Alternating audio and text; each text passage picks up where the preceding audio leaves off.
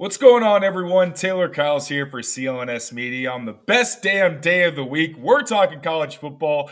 This show, as always, brought to you by our friends at FanDuel and SeatGeek. More from them later. But for right now, we actually have to start the show off on a different note than we expected because Nick Saban is apparently calling it a career. He is retiring from the game of football. One of, if not the greatest coach that college football has ever known. One of the greatest coaches, obviously, that the sport of football, period, has ever known. Obviously, Alex, this has been my first year of really foraying into the sport of college football. So I'm going to let you take it away because I think, if you have any knowledge of the sport, you understand that Nick Saban is a titan. But really, I want you to really give everybody the gravity and the weight of what this means. I'm still processing. Yeah, the sport of college football lost a little bit today. The sport of football as a whole lost a little bit today. Nick Saban is everything you'd want a football coach to be. I mean, with him we talk about Bill Belichick a lot as the GOAT, as the greatest coach in NFL history.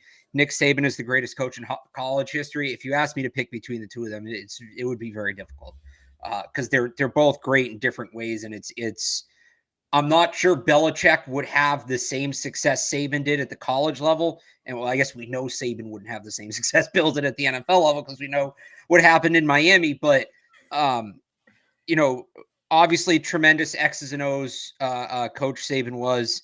I think still is, obviously Alabama did a lot. I think this was not one of his better rosters this year, and he got them to the college football playoff.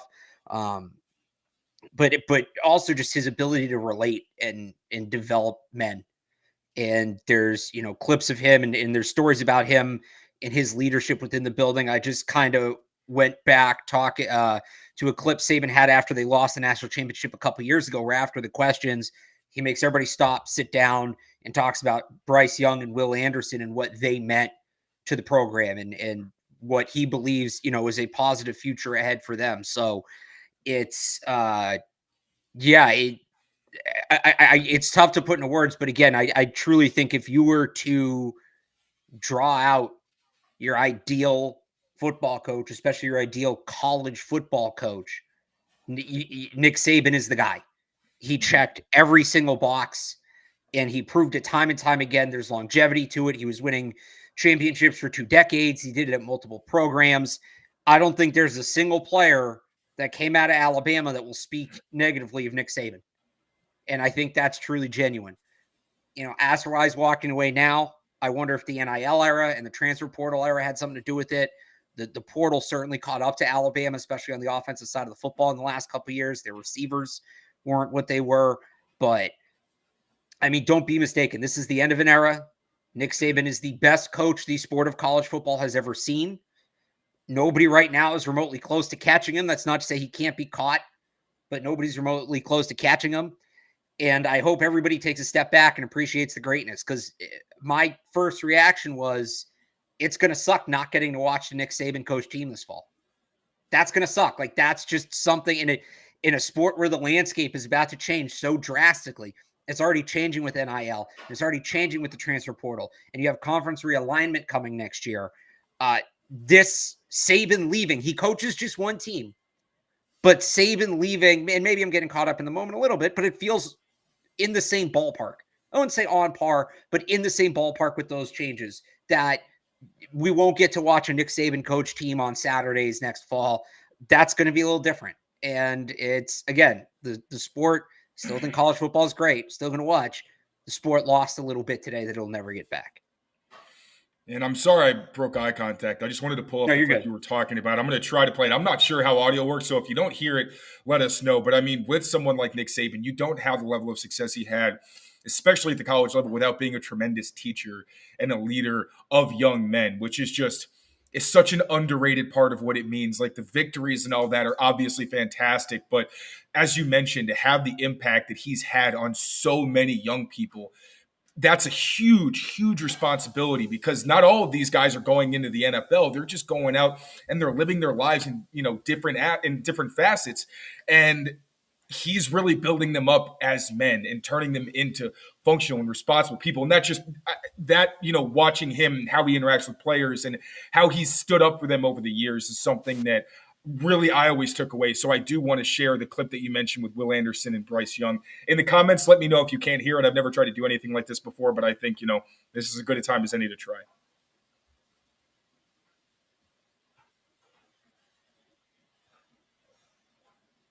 No sound on it. Okay, sorry guys. Yep. All right, I tried, but yeah, I just it's on my Twitter if people want to go check it out. Yeah, absolutely. But yeah, so moving on, I guess I don't know if it's too soon. Again, this is breaking news, but how do you think Alabama moves on? Are there any next? Is he just retiring and he's done, or it sounds there's still nothing official from Alabama or Saban, so we'll see what happens there. The thing is, they don't really have any in-house options. Their defensive coordinator, whose name is escaping me, he'd been there for a long time. He actually just retired earlier this week, so he's gone. Tommy Reese is their offensive coordinator. He's not ready.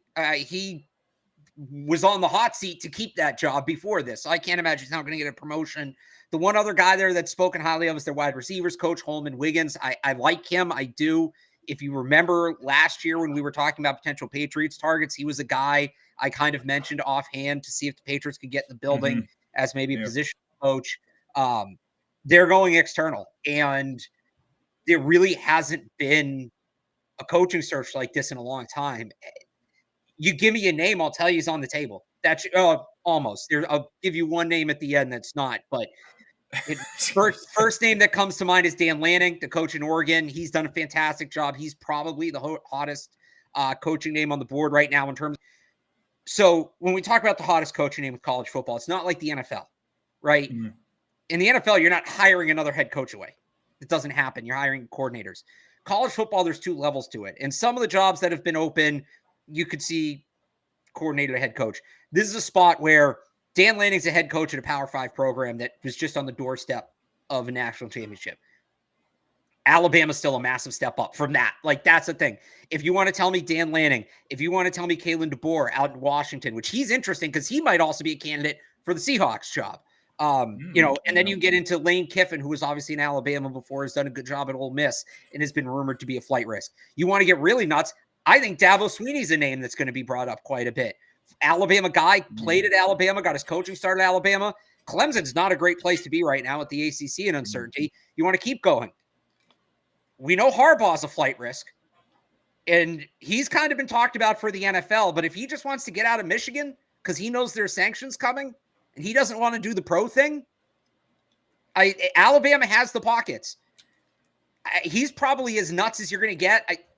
The two names again, I don't think Bill Belichick's going. Bill Belichick's not going to go coach college. But any college coach right now is a candidate, plain and simple. I don't think there's. You want to tell me Kirby Smart? I don't think it would happen. But it's also not the most unrealistic thing either. Here's who's not going to get the job: Bill O'Brien.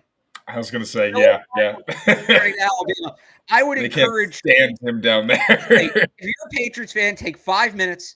Go to an Alabama fan message board or just search on Twitter, Bill O'Brien, Alabama. And I saw a poll the other day that was the most hated ex-Alabama coach of all time. Keep in mind, they have former assistants that have beat them for championships. And they hate O'Brien more than any of them. So is that warranted? Is that actually warranted? Because didn't he have one of the least talented offenses that they've had in like years? Yeah, it's a little bit much. I think, and part of it is, again, we're not as close to it. I don't think anybody was expecting Saban to retire right now, but I think there was this recognition that the time was winding down, and I think there's some resentment as to wasting the end of Nick Saban's window, and I think some of that goes to O'Brien, and that's part of it. I don't know that it's all totally warranted, but yeah, they will see such a drop in ticket sales and merch. Like, it would be a financial disaster for the I almost said organization. Because, I mean, that's what it is. It would be a financial disaster for the university probably if they hired Bill O'Brien. I would be shocked if he goes back there. Mike Vrabel. You want to tell me Mike Vrabel's a candidate for Alabama? Sure. There has never been – I'm not saying he'd be the leader, but, like, I don't know that there's a name that could be put out there. Mike Krzyzewski would surprise me, right? The old Duke basketball coach. You tell me football coach plus – Alabama interest, I don't think there's a name you can put out there that's going to surprise me. I don't think there is, because there's never really been a coaching search like this before. There's never been a job. I tweeted this earlier. Whatever happens with the NFL, there's 7 openings right now. We'll see what happens with the Patriots. Alabama's the best job available. Limitless pockets, massive NIL money, massive national exposure. If you've seen how those college buyouts work, Jimbo Fisher's getting $70 million from Texas A&M for the next decade to sit on the couch.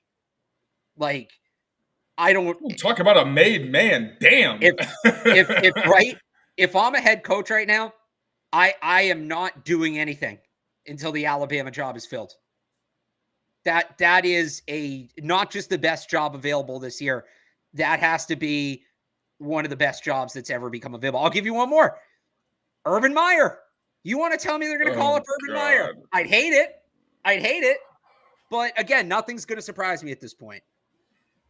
No one should ever call Urban Meyer for anything. Scumbag. All right. Anyway, those are my thoughts. Another one. Wrong, all right. So obviously, end of an era for Nick Saban. Also, briefly touch on this. Like, this is a team that's out of the conference for the Patriots, so not a team that we know a lot about. But Pete Carroll, that was the first bomb today. He is no longer going to be the head coach for the Seahawks. He is going to stay with the team in an advisory role. What were your thoughts on that? Because I thought they were doing pretty well. Obviously, not the season that they expected, but I mean, it's not like it's a poorly coached team. They were still competitive. Was there any context that came out to kind of bring some more light into what happened there? Was it just, did he want to call it quits and just take a step back, or? Yeah, I haven't seen anything. I wonder that question. It seems like if he's still in the organization, it couldn't have ended that poorly. Mm-hmm. But that was surprising. I mean, they were a good team this year. He's still a good coach. Look, he's 72 years old. Can't do it for her. He's actually older than Bill. For the first time in his career, Bill's now the oldest coach. He's the oldest coach in the NFL. He never had been before. The year before Pete Carroll was hired, Dick Duran was the oldest coach in the NFL. It's interesting. I wonder if they're players for Vrabel. That's or honestly, Gerard Mayo. That's the extent to which I could see it impacting the Patriots. But it was a surprise, and it'll be interesting to see just how involved he is down the road. Yep. All right. Now we're going to get to the stuff that everybody's been waiting for. We are talking college football championship thoughts.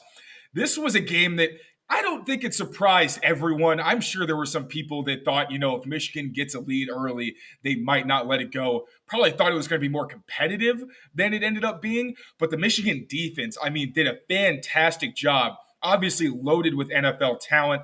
That defensive front for them was just harassing Michael Penix. He ended up getting banged up and probably wasn't 100% for a lot of that game. Just harassed him. Obviously, Dylan Johnson was hurt. That was a big part of them kind of suffocating Washington's run game, but that was also a factor. And they, in the biggest kind of a trademark of an NFL defense, they did not give Penix the big throws he wanted. Now, there were several missed opportunities. I'm not going to make it seem like they just kept the lid on for the entire game, but Penix didn't capitalize on those opportunities. Neither did his receivers at times. And I think you just have to give a lot of credit to Michigan's defense for what they did. Also, both sides of the ball, we saw some great play from the defensive backs, man. Amazing tackling, toughness. There was one play, forget who it was, one of the Michigan cornerbacks went underneath an offensive lineman to make a tackle. Just a lot of really good defense that we saw. Although for Washington, not great run defense for the beginning of the game, let up several big runs that ended up probably being the difference in that game, gave them an early lead and made it so that Penix and Washington had to play from behind.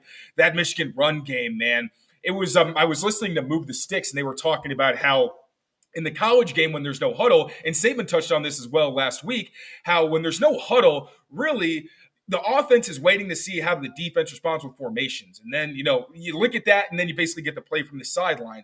But with Michigan, they huddle.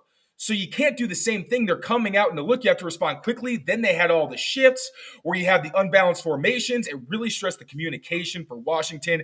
And you saw they got gashed. There was also the fact that they ran a lot of duo. And what is duo? It's power without the pullers. So a lot of the time with defensive linemen and linebackers or second-level defenders, they key in on those pullers. So if you got them going one way, they trigger and they know where they're supposed to get to. With duo, you're basically having to read the back because the back is reading you if you're one of those middle linebackers.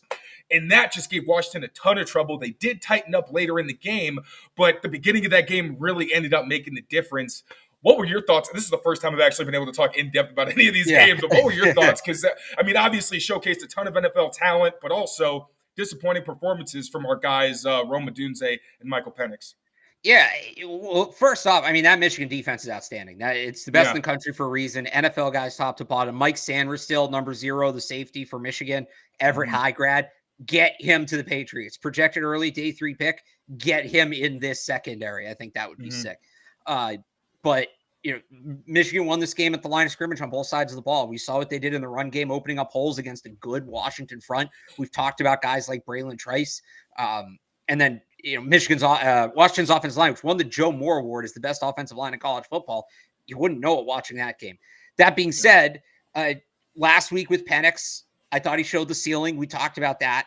And we kind of talked about, hey, he was much better under pressure in this game than he's been, most of his career. Came back down to earth. Penix didn't handle pressure well. He got sped up early. It resulted in some missed throws. He had a couple of really bad misses, which the one on Odunze, dude, downfield actually is a carrying trait. Like, you got to hit that throw. That's such a big one. Got banged up a little bit in this game as well. Now, I saw a lot of people react very, reactionary to this game. The Mac Jones comp was thrown around. No. Get real. If you only watch one college football game all year, that's fine. That's adorable. Don't start making a player's entire makeup about one game, which people will say to me, I made Penix's makeup all about the Texas game. I didn't. If you interpret it that way, I'm sorry. I didn't. You got to watch the full thing. And I think realistically what you saw is his ceiling against Texas. You saw his floor against Michigan. Who is he as a player? Somewhere in between. That's what all of the regular season tape backs up. To say he can't beat a good defense, he went out there and played well against Oregon, which was another top defense. Texas defense isn't bad. They're not Michigan, but nobody is. They're not bad. Does this knock his draft stock? Absolutely. You have to factor it in. That's what the draft process is. As you get new information, you add it to the evaluation. This is information we didn't have, we now do. Is he a top 10 pick now? No, probably not. I still believe he's a first-round pick because teams tend to look more at the ceiling than the floor. Now, sometimes that's a mistake, Zach Wilson, but I think that is how I think there are going to be a couple of teams that look at the game against Texas and say, we can get him there. Look, as rough as he looked on Monday night, and again, he did look rough. I'm not excusing the performance. He got no help from his offensive line. None. Yeah. Rowenstein, the right tackle. I don't know if you noticed him, Taylor. He couldn't get out of his stance. There's rushers around him before he gets out of his stance. So hopefully, whatever team drafts Michael Penix, the plan shouldn't be for him to constantly be under pressure like that. The plan should be to put a real offensive line in front of him. Frankly, if you draft a guy like Michael Penix with his accuracy, you should prioritize the offensive line because I think he's probably going to be able to elevate wide receivers. Whereas I would say, for instance, with a guy like Jaden Daniels, I think you focus more on the wide receivers and count on his natural athletic ability to kind of offset maybe some offensive line issues. And we could do this for all the quarterbacks. But look, it was not a great game for Michael Penix at all. He didn't help himself. He didn't help his draft stock, but one game does not an evaluation make. You got to look at the full picture. This is a part of it. This hurt it, but I do still believe he's a first-round pick, if not certainly a top 40 pick. But I do think you'll see some team that will look at the ceiling and say, all right, if we get the extra year of control, we'll trade into the back end of the first round and grab him. As for Rome Odunze, too, you asked about Rome Odunze? No, yeah. That first half of football is the worst half of football I've ever seen him play. It wasn't we were texting good. about that, yeah. I don't know I don't even, look, Will Johnson, Michigan's starting corner, number 2, is going to be, he's a true sophomore. So that's why we haven't talked about him. He's not in this draft. Next year's draft, he's going to be a first-round pick. And he's going to be a high one. I don't even know that he did anything that, he played Odunze well, but Odunze was out there tripping over his own feet. I don't know if the lights were too bright or whatever. That was weird. I thought Jalen Polk had another nice game. And I thought Washington's tight ends, who have been non-factors all year, both showed up and played well, kind of by, they had to.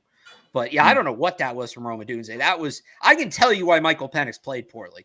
He was under pressure. He got sped up. He got panicked. He started rushing throws. Rome Odunze, I don't know. Was he drunk? I don't mean to pick on the kid. And I still think he's a very good receiver, but it was weird because it was dude, I know you're better than this. And I don't think they're necessarily doing anything to prevent you from showing how good you are. He just didn't have it that night. I got a quick question about Odunze and how it might have impacted his draft stock, but this was an action-packed beginning to the show, so real quick, I got to show some love to our friends at FanDuel. Be right back. NFL season is wrapping up, and there's still time to get in on the action with FanDuel, America's #1 sportsbook. Right now, new customers get $150 in bonus bets, guaranteed when you place a $5 bet. That's $150 in bonus bets, win or lose. Now, the app is so easy to use, and there are so many different ways to bet, like live same-game parlays, find bets in the new Explore tab, make a parlay in the Parlay Hub, the best way to find popular parlays, and more. So visit FanDuel.com/Boston and make your first bet a layup. FanDuel, official partner of the NFL. So, Odunze, do you think that game impacted his draft stock? Because it seemed like people were just falling over themselves trying to figure out, all right, it's like him and Malik Neighbors, obviously Marvin Harrison Jr. It's so funny because when you talk about the receivers, he's just such an afterthought. It's like he's going to be the first one off the board. You don't even talk about him and like, who's the best receiver? It's obvious. But do you think maybe Malik Neighbors now, his stock goes up, or do you still think it's a matter of it's just flavor, whoever you like more in terms of their skill set, that's who you're going to take? Look, it definitely shifts it, definitely impacts it. Like I said, for Penix, you watch the game, you have to factor it in. I still think he's in that group, but for a guy who's supposed to be a technician, for his footwork to look like it did, I think there's going to be some flex. Now, he come out of the combine, run a 4.3, and probably make up for it. I don't think it's not as much damaging to him as it was to Michael Penix.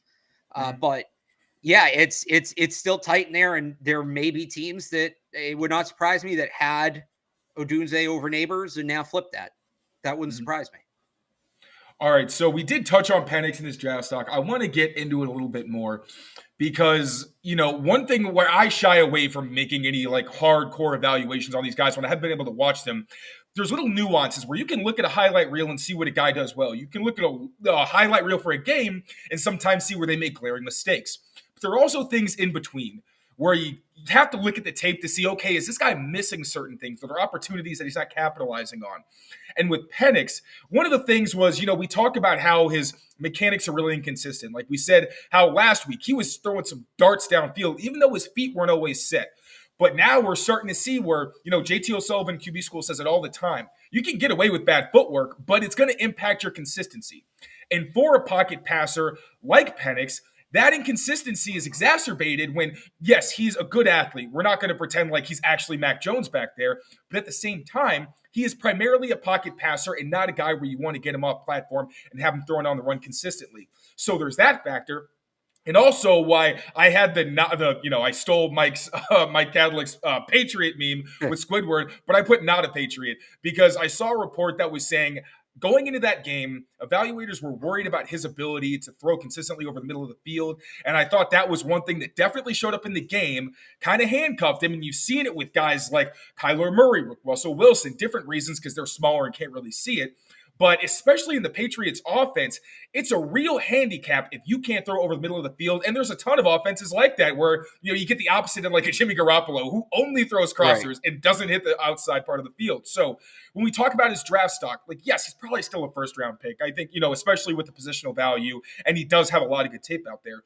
But how does it impact his stock when you see, one, the fact that the inconsistent accuracy was really put on a big stage when he was under pressure, which could happen against a good defensive line. You go against the 49ers, their entire draft strategy and player acquisition strategy is to build up in the trenches to make a quarterback's life hell. And also, does it scare you for other teams if he's not somebody who can consistently take advantage of throws over the middle? Because that's where you just get a lot of opportunities to, one, get big plays and then get yards after the catch. So on the Patriots, I would say what is their offense? We still don't know the answer to that question. What offense are they going to be running? And also, I've seen some disingenuous stuff where it's like, well, yeah, you don't want it. He's not a good fit in the offense. No one would be a good fit in this offense. You're hoping that whoever they draft has a stable, at least offensive line and at least one actual number one receiver. So let's just get that. Like whatever the system is, we're assuming they're not going to be harassed constantly and throwing to Jalen Reagor multiple times a game. And Reagor is one of their better receivers this year. It's definitely, I think he is a pretty scheme-specific quarterback. We talked about this with Drake May a couple weeks ago, Taylor. Drake May's skill set's pretty diverse. It's raw, but it's diverse. And you can pretty much drop Drake May into whatever scheme offense you want and then just coach him and build him up within that scheme. Michael Penix isn't like that. You've got to run a certain kind of offense. I look at, I mean, the first name that pops in my mind, he's not a head coach anymore, but like if you can, a team running like a Cliff Kingsbury kind of offense, right? Or I don't know why the only guys I'm thinking of are retired or aren't coaching right now, but like a Bruce Arians kind of offense, right? You drop him into like an offense like Tampa, one of those truly vertical, spread out, a lot of 10 personnel, like that kind of offense. That's where Michael Penix is going to be able to thrive. And I mean that, thrive. How many teams run that kind of offense? It's not many. Now, the Cardinals sitting near the top of the board. I'm not saying they're going to take Michael Penix fourth overall. I'm not saying they would. Yeah, it's fourth.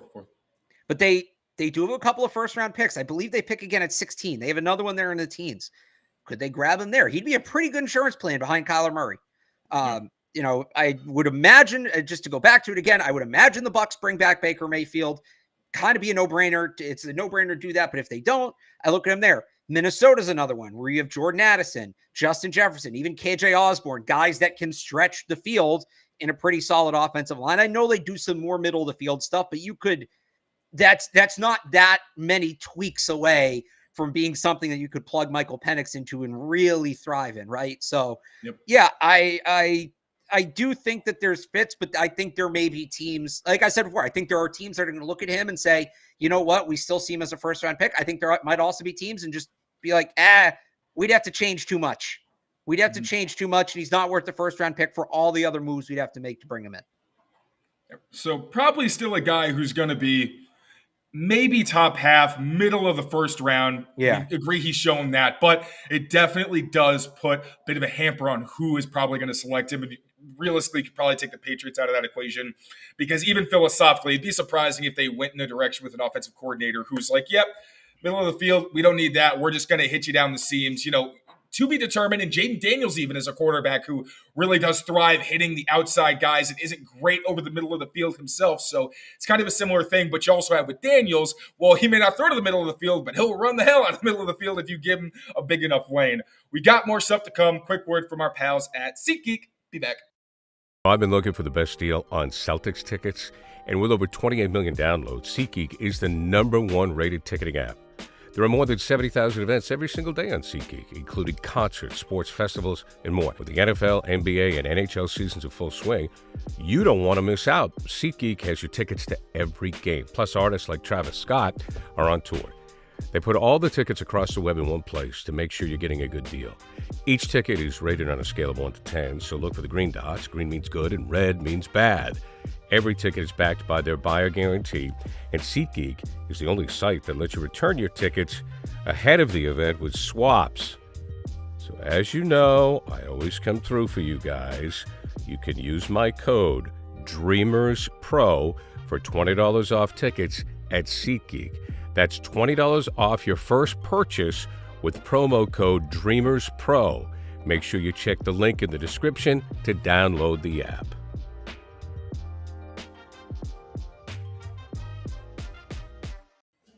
So Taylor, if I can bring it back to Nick Saban real quick. Because I was struggling to put into words what he meant. Joel Pompliano just put this out. He's a sports business writer. Talking about Saban's resume, talks about, the football side of it. And he mentions the Flutie effect, which is when athletic accomplishments increase exposure. So since Saban arrived at Alabama in 2007, their enrollment nearly doubled from 25,000 to 40,000. 60% jump. In that same time, nationally, there's a 10% jump national average. So 50% above the average. On top of that, Alabama went from being heavy majority in-state to now being majority out-of-state. Out-of-state students pay 3 times the tuition that in-state students do. So you could argue, and he does the math on that. Alabama paid Nick Saban a total of $130 million in his tenure. He made the school over $1 billion, and that's before you count television exposure. Like what that university means to that state, I mean, the impact goes well beyond 7 national titles. Well, and hand up, when I was a senior in high school and I was going to college, or I guess it would have been a junior, I went to a college fair. Like they have all the recruiters from all the different schools, not like athletics, but you know what I mean? Like, they have all the different people from all different schools. They give you the pamphlets and whatever. I applied to Alabama. Why? because they had that football team, and I wanted to, work in sports media. I was like, hey, maybe getting to be around this team, kid from Massachusetts applying to Alabama. It was wild at the time. I now know a lot of people who went down there. Like that. That's the Nick. It's also the reason I started watching college football, honestly. Like I started watching because I heard about what was going on at Alabama. I was curious about it. That's the impact Nick Saban had. It goes so far beyond the 7 national championships. Anyway, sorry, I know you want to get into something else, but No, man. Like this is the college football show, and that is going to be the biggest news until Belichick makes his decision or another great head coach decides to retire. So no, I appreciate that. If you got anything else, we'll get it in there. But we've had a lot, like players are starting to consistently declare for the draft, talk about the Senior Bowl, those things. I think it was Jalen Polk. Did he declare or did he say he was going to the Senior Bowl? It was one or the other. I think Jalen Polk declared. Okay. So, that's happening pretty much on a daily basis. You're hearing more guys are going to be in the draft. 2 guys we haven't heard from yet are Caleb Williams and Marvin Harrison Jr., projected to be top 5 picks. Caleb Williams probably going to be the first quarterback off the board. Marvin Harrison Jr., as we said earlier, he is so easily a lock to be the first receiver off the board. When you have the discussions about, who you're going to take, he gets forgotten because it's just so obvious. When are they going to declare? What's good? Well, clock's ticking. The soft deadline to declare was actually yesterday. Oh. That was the soft deadline because technically, like, you have to get approved, and like 99% of underclassmen who declare get approved, but for like that 1%, it's so that they have another week. Now, Caleb Williams and Marvin Harrison Jr. won't have any problem getting approved. But so there is a hard deadline. The hard deadline is Monday, the 15th. The reason this is notable is there's been not significant, but notable noise around both about going back to school. Caleb Williams, he had his dad in September tell GQ, he's talking about how he believes the draft process is inherently flawed. Kids are punished, not rewarded for being the best because they go to teams with high picks, which are generally bad organizations. And then you had Marvin Harrison Jr. back in December ahead of the Heisman ceremony. He was asked if he's going back to school, said he was undecided, said that he regretted not beating Michigan, not winning a Big Ten title, and that if he does go back, those will be the reasons why. You also had Ohio State, their top corner, whose name I'm blanking on, but he's a projected top 50 pick. He announced today he's going back to school. And that's a guy that was probably, not definitely, probably going to be a first-round pick. Wow. And it was Denzel Burke. The thing is, in most years, you kind of just brush this aside and say, oh, they're milking it down to the last second. And look, that's probably what they're doing. Probably. But you've had this year, there's 37 underclassmen who've officially been listed by the NFL as draft eligible. I think there's another 10 or so that have declared, but they're still in the process of making it official. So we'll call it 40, we'll call it 50. We'll round up, nice even number. We'll call it 50. 50 underclassmen declared so far past this soft deadline. In 2019, before you had the COVID years and then the NIL rules. So 2019 was like the last normal year of old college football. 140 underclassmen declared. So you're talking about 100 less players now that do that. Will Caleb Williams match what his first overall pick signing bonus would be in NIL money? No. But the NIL money's not nothing either, and he gets some control over where he ends up. Would Marvin Harrison match his signing bonus? No, probably not. But he's perfectly comfortable at Ohio State and clearly cares about the program and has goals there. 5 years ago, there would be no reason for Caleb Williams and Marvin Harrison to not declare. They probably would have done it already. They still probably will. All signs point to them doing it. But in the age of NIL, you never know. Yeah. And it's just, I was sitting there last night. I was actually texting Evan, and he texted me if Caleb Williams declared yet. I was like, no. Like, that could screw their draft up. Might just leave them with Marvin Harrison by default. And then I'm like, well, I don't think Marvin Harrison's declared either. And he hasn't. That's a huge, huge shakeup. All the other top guys have, by the way, May, Daniels, Alt, Fashanu, Bowers, they're in. They already declared the paperwork's through. They're done. These two haven't. Like you said, seismic shift in the draft. If even one of them doesn't come out, if both of them don't come out, I mean, forget about it. But you have the one other thing I'd add to this. The transfer portal plays in because USC, and some of this might have been Miller, the whose first name I'm blanking on. USC's quarterback tore it up in the bowl game, but they were supposed to get Will Howard, who's the top quarterback transfer this year. He ended up at Ohio State last minute. I don't know. I'm blanking all these names because I looked this up at 2 a.m. last night. USC had another quarterback who's a 5-star recruit. He transferred out. He's going to Boise State. Receivers are staying. Receivers are staying at USC. Do they know something? And I would say on the Ohio State side, Marvin Harrison Jr. is going to have better quarterback play this year than last year. Will Howard's much better than Kyle McCord. Emeka Egbuka still hasn't declared he might stay because he had a bad year and his stock tanked. That's a guy that actually makes a lot of sense for him to stay. Does Harrison go back, try to get his numbers up, and make a run at being the first player off the board? There's an argument to be made for it. Again, I think they're both going to come out, but would it be the most? We also haven't gotten that surprise. There's always one guy every year. Last year it was Olu Fashanu. Olu Fashanu was supposed to be a top 15 pick last year. Went back to school. He wanted his degree. And now, obviously, we see it worked out. I don't mean to alarm people, but this is something to watch here. You got a few days left. We're going to know soon. It changes things monumentally if either of these guys go back to school. I think we're going to have to address that in the next topic. You mentioned Caleb Williams with his NIL money. Yeah. I mean, he's choosing between potentially having to live in, the DC area and leaving a picture dropped where he's got like a penthouse in the middle of downtown LA. Like, he is from DC. Pretty well for himself. He is from DC. So there's that, but still a downgrade objectively. Is he going to Chicago? Could he end up in Chicago? Oh, yeah. Okay, so that is something that we should also discuss because Justin Fields, Ryan Poles did not fully back him. He said, Justin did get better. At the same time, basically what he said was it would be negligent of them not to look at all their options. And we've been talking about this. Like, it seemed like they were probably going to lean towards Fields and commit to him because they have the capital where if you want to just go crazy and get him some superstar receivers, maybe an offensive tackle or something, you can really boost that offense and be like, all right, maybe you pick up his fifth-year option and you see, what do we really have in this guy when we actually surround him with elite talent? But Poles wasn't willing to commit. So there's just so many different permutations that could happen. But we'll move on to the next topic because I think it's fair to incorporate these things into the mix. So this is the first time we talk about the Patriots having number 3 overall pick, with it being locked in. We weren't sure, but the season's over. We now know that's where they're picking. One, just if Caleb Williams and Marvin Harrison Jr. declare. I think we've already had the conversation beating it over the head that taking Marvin Harrison Jr. with that pick is not responsible when you need both a quarterback and a tackle, and those are much harder positions to get later in the draft. So first, who is your guy with that number 3 pick? And then let's do the doomsday scenario where Caleb Williams and Marvin Harrison Jr. don't declare.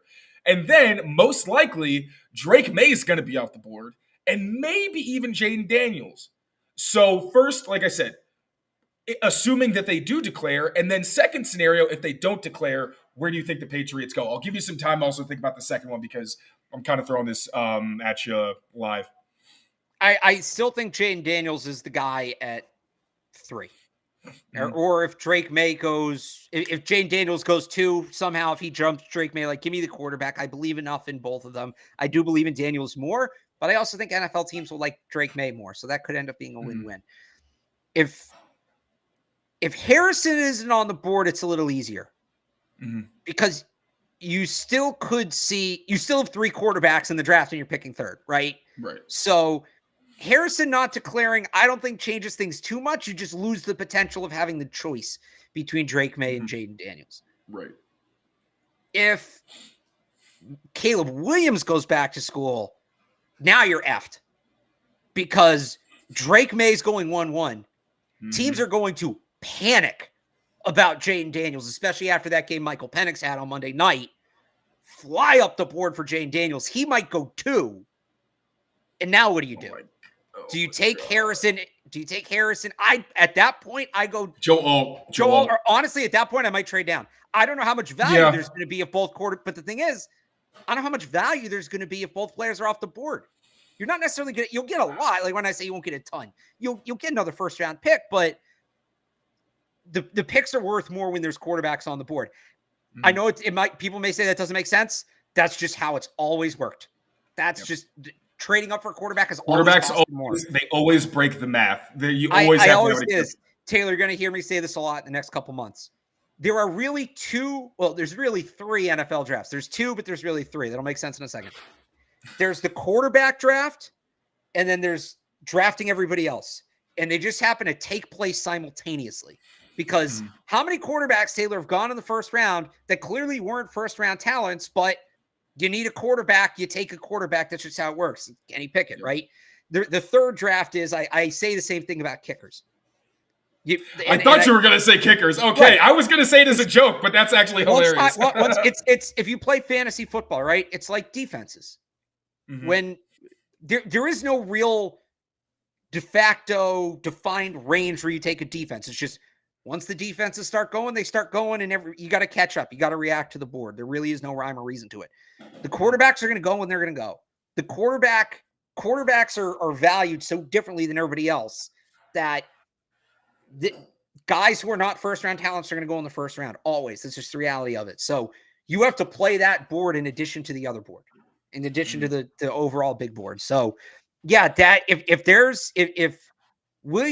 none of Williams, May, or Daniels are available at the third pick, it gets real tough. I might just take Joe Alt at that point, but also, I think it affects your free agency strategy. If that happens, I think you sign like a Kirk Cousins. You get a guy where you're like, all right, I do not want to have to invest a first-round pick maybe in Penix because I don't think we're built that way. Get Kirk Cousins, somebody that we know can come in, and if we give him talent, he can bring us back to the playoffs.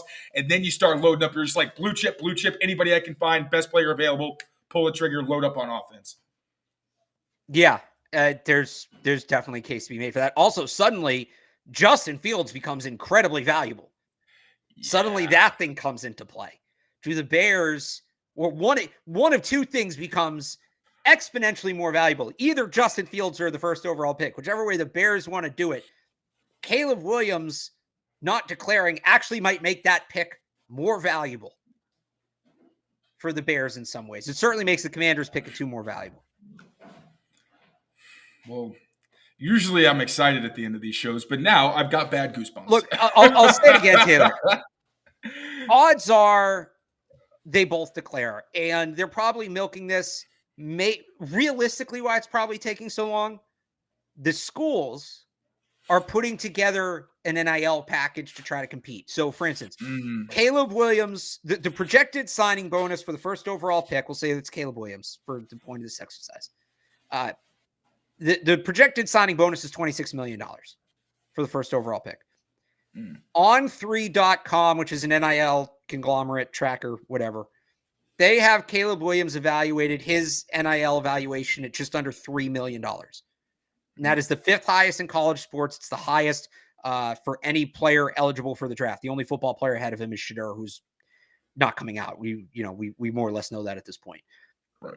So you are talking about the difference in $20 million, but it's also then, like you said, the penthouse in LA. How much do they get added to that NIL deal? Does he continue to sign more deals as he stays at USC?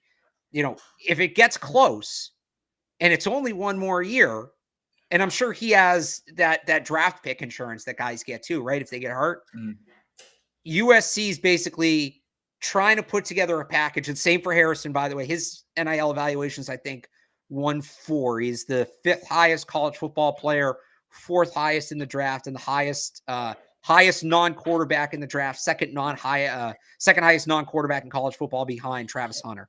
And they're really close.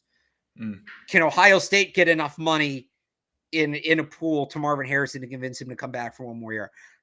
They're probably giving the schools the benefit of the doubt and saying, all right, you have until, Friday to get me the number. I don't think they're going to get there, but they're going to get close. And I'll say this, eventually one of these top picks is going to go back to school because of NIL. That's going to happen. And I don't think we are in super far. I say within the next 10 years, it would not surprise me if the NFL goes back to the old way of rookies outright negotiating their contracts from scratch and not these, I love this. Kind of give the players the power. Let's go. Well, it's not even giving the players the power. Well, I mean, it is, but my point is, if the NIL catches up to it, The NFL needs to make sure They these have kids to are still compete. incentivized to go, right? This is why the schools agreed to NIL, was to keep kids in school. And again, the number I said before, 140 underclassmen in 2019. It's going to end up being about 50 this year. That's insane. Kids are staying because they're getting paid. The NFL needs to find a way to pay the draft picks more if they want these kids to come out. I don't think they care about the guys who would go on day 3. Those guys, I think they would tell college, keep them. Honestly, it's better for the NFL. They stay there. They get better. You look at Jaden Daniels, who would have been a day 3 pick last year, has this great season. But when and maybe it's not Caleb, but when a Caleb Williams kind of player or a Marvin Harrison Jr. kind of prospect goes back to school, the NFL is going to have to take a serious look at how it does rookie contracts. This is fascinating stuff. And it's super interesting. And now that we've got a little more freedom, if anything like crazy happens, obviously, Alex, you're a busy man, but we're not going in anymore. So we have some more freedom where if there's any crazy breaking news, we could try to, put a show together. Obviously, Wednesday's still the best damn day of the week, but we got some more time. Maybe we'll try to make some stuff happen at other times. Again, if the news leans that way. The thing is, here's the thing, Taylor. So up until this point, college football news was not NFL news. Outside of really fringe, hey, this draft pick played well, this draft pick didn't. Now, this is why I love this time of year.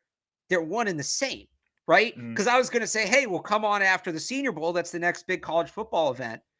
It's also the next big NFL event. You're going to be talking about that. It's going to be your main. Now this is all the main story. Now this is all the main priority. So definitely happy to come on with you again. Hope we do more. But it is kind of like, this is where, I say this every year. People now are starting to get into Caleb Williams, Jaden Daniels, Drake May. Somebody asked me about that the other day on the radio. Man, I've been on this for 3 months. Catch up.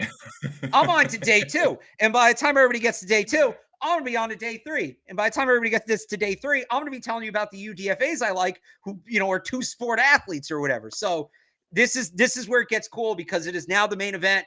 It is now, well, we got to get Belichick figured out first, but then it's the main event. Then it's the main story. Then we really get to have fun with it. And everybody catches up. Optimism is back in Pats Nation. I am so lucky to have the best in the biz to talk about college football, now NFL football with as well. Great time to be a fan. Great time to follow football. I'm really excited again. I was a little upset at the idea of just the draft getting exploded by Marvin Harrison Jr. and Caleb Williams not declaring, but we're back on a positive note, and we will end that way. Alex, is there anything you'd like to plug before we head out of here? Yeah, 985sportshub.com. A lot of good stuff on there, including a little bit more on the Marvin Harrison, Caleb Williams thing. And I'll be on Catch 22 with Evan tomorrow. Fantastic. Thank you, brother. Thank you all as always. Take care of yourselves. Take care of each other.